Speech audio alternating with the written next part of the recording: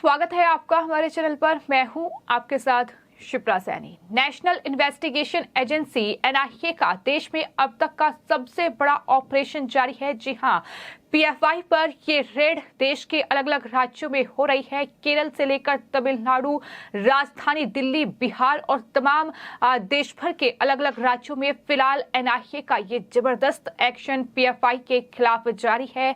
तमाम अलग अलग जगहों पर रेड की गई है और जांच एजेंसी ने इस पूरे मामले में अब तक पॉपुलर फ्रंट ऑफ इंडिया यानी पीएफआई के 100 से ज्यादा जो कार्यकर्ता हैं, जो उनके लोग हैं, उन्हें गिरफ्तार किया है। और बड़ी खबर यह है कि राजधानी दिल्ली में पॉपुलर फ्रंट ऑफ इंडिया का शाहीन बाग में जो ऑफिस है उसे भी सील कर दिया गया है। तो ये बड़ी जानकारी सामने आई है, जहां पीएफआई पर ये जबरदस्त एक्शन एनआईए ने लिया है। आपको बता दें 21 से 22 सितंबर की रात एनआईए ने बिहार, केरल, दिल्ली, आंध्र प्रदेश, उत्तर प्रदेश सहित 10 राज्यों में इस्लामिक संगठन पॉपुलर फ्रंट ऑफ इंडिया से जुड़े स्थानों पर छापे मारे, जिसमें कर्नाटक और तेलंगाना भी शामिल है।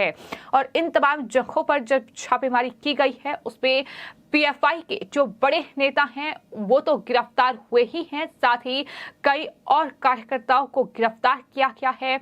जो इस छापेमारी का विरोध कर रहे हैं उन तमाम लोगों को भी हिरासत में लिया गया है। और तमाम जो मीडिया रिपोर्ट इस पूरे मामले में सामने आ रही है, बताया ये जा रहा है कि एनआईए के साथ साथ ईडी और साथ ही जिस राज्य में फिलहाल छापेमारी जारी है उस राज्य की पुलिस की संयुक्त टीमें भी छापेमारी कर रही हैं और केंद्रीय गृह मंत्रालय संगठन के खिलाफ कार्रवाई की निगरानी कर रहा था। तो इस तरह से ये केंद्रीय गृह मंत्रालय का बड़ा एक्शन कह सकते हैं कि हुआ है पीएफआई पर। और हमने देखा है कि किस तरह से पीएफआई वो संगठन है जो कि आतंकी फंडिंग, आतंकी शिविरों के आयोजन और साथ ही लोगों को कट्टरपंथी बनाने में इसकी अहम भूमिका रही है। राजधानी दिल्ली में हुए दंगों की बात की जाए या फिर देश के अलग अलग जगहों पर फिर चाहे वो हिजाब को लेकर विवाद रहा हो, फिर चाहे वो तमाम अलग अलग घटनाएं रही हो, पीएफआई की प्रमुख भूमिका नजर आई है। किस तरह से पीएफआई ने लोगों को कट्टरपंथ की आंख में धकेलने की कोशिश की है, ये तमाम घटनाएं बताने के लिए काफी है। और यही वजह है कि पीएफआई पर तमाम ऐसे केस दर्ज हैं जो कि आतंकी फंडिंग के हैं, जो कि आतंकी शिविरों के आयोजन के हैं, लोगों को कट्टरपंथ की राह पर किस तरह से धकेल रहा है पीएफआई, वो भी इस्लाम की आड़ में ये लगातार देखने को मिला है। और यही वजह है कि ये बड़ा एक्शन और अब तक का नेशनल इन्वेस्टिगेशन एजेंसी का सबसे बड़ा ऑपरेशन माना जा रहा है। आपको बता दें कि अब तक की सबसे बड़ी जांच प्रक्रिया है और ये कहा जा रहा है पीएफआई सदस्यों के आवासीय और आधिकारिक परिसरों पर ये छापे मारे गए हैं। और रिपोर्ट जो सामने आई है उसमें जांच एजेंसियों से छापेमारी के बारे में आधिकारिक ब्यूरो का हालांकि अभी इंतजार है कि कहां रेड हुई है, कितने लोगों को गिरफ्तार किया गया है, आखिर कौन से वो पीएफआई के बड़े नेता हैं, बड़े लीडर्स हैं जिनकी गिरफ्तारी हुई है।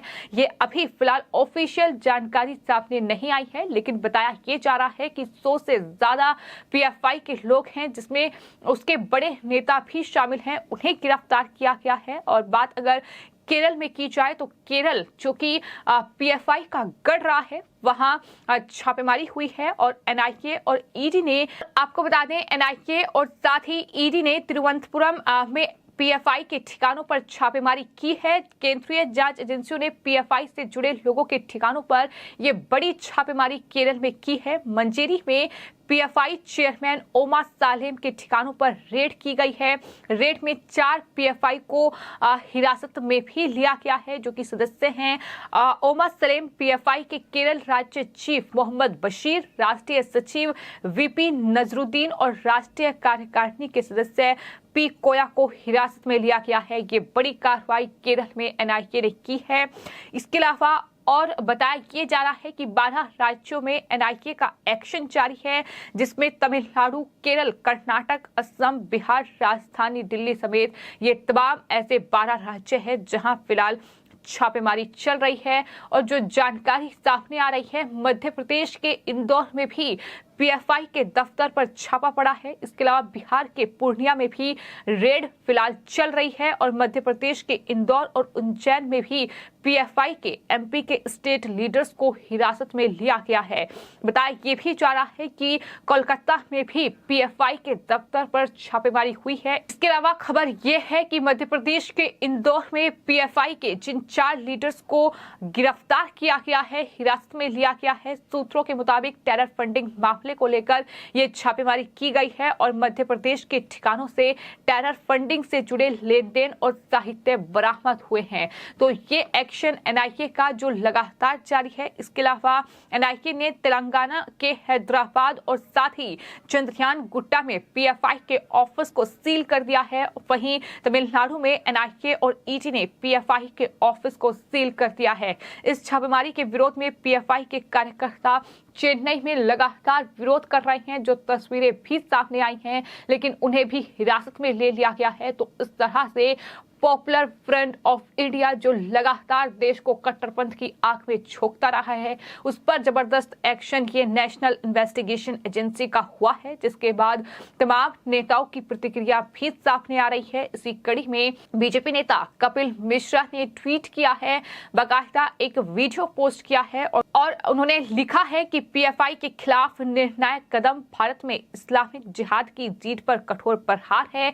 कन्हैया लाल जी की हत्या हो या दिल्ली दंगे, पीएफआई का हर घटना से लिंक रहा है। पीएफआई के लोग राजनीति, मीडिया और विश्वविद्यालयों में भी अब उनका सच सामने आएगा। प्रधानमंत्री नरेंद्र मोदी और साथ ही केंद्रीय गृह मंत्री अमित शाह का आभार व्यक्त किया है। तो इस तरह से चूंकि केंद्रीय गृह मंत्रालय की निगरानी में ये पूरा ऑपरेशन चला है एनआईए का और साथ ही ईडी का, तो ये जबरदस्त छापेमारी जो है वो दरअसल पीएफआई के खिलाफ हुई है। इससे पहले एक बड़ा खुलासा बिहार पुलिस ने भी किया था। बिहार पुलिस ने पीएफआई को लेकर ये बड़ा खुलासा किया था कि 8 पन्नों के पीएफआई दस्तावेज में चौंकाने वाला खुलासा हुआ है और जो भारत के कायर हिंदुओं को सबक सिखाने की बात इन पन्नों में की गई थी। 8 पेज का पीएफआई दस्तावेज आने वाले सालों के लिए पीएफआई लक्ष्य को कहीं न कहीं हेडलाइन कर रहा था कि किस तरह से पीएफआई का लक्ष्य क्या है, पीएफआई आखिर क्या कर रहा है। कहने को वो एक राजनीतिक संगठन खुद को दिखाता है, एक इस्लाम की बेहतरी के लिए ये संगठन बना है, लेकिन किस तरह से इसकी आड़ में आतंकी फंडिंग, किस तरह से टेरर लिंक इस संगठन के सामने आए हैं। दिल्ली दंगा हो, फिर चाहे वो कन्हैया लाल की हत्या का मामला रहा हो या फिर कर्नाटक में हिजाब विवाद रहा हो, इसके अलावा दिल्ली में जिस तरह से जहांगीरपुरी में दंगा हुआ, तमाम जगहों पर पीएफआई के लिंक सामने आए हैं और अब से पहले भी पीएफआई पर लगातार एक्शन हुआ है। इस संगठन को बैन करने की बात हमेशा से होती रही है, लेकिन अब ये बड़ा एक्शन जो है वो देखने को मिला है और ये एनआईए का ऑपरेशन पीएफआई के खिलाफ लगातार जारी है और कुल अब तक 12 राज्यों में हुई छापेमारी में 100 से ज्यादा पीएफआई के जो बड़े नेता हैं उन्हें गिरफ्तार किया गया है, तो वहीं कई कार्यकर्ताओं को हिरासत में भी लिया गया है। फिलहाल आपकी इस पूरे मामले पर क्या राय है, हमें कमेंट बॉक्स में जरूर लिखें और चैनल को सब्सक्राइब करें।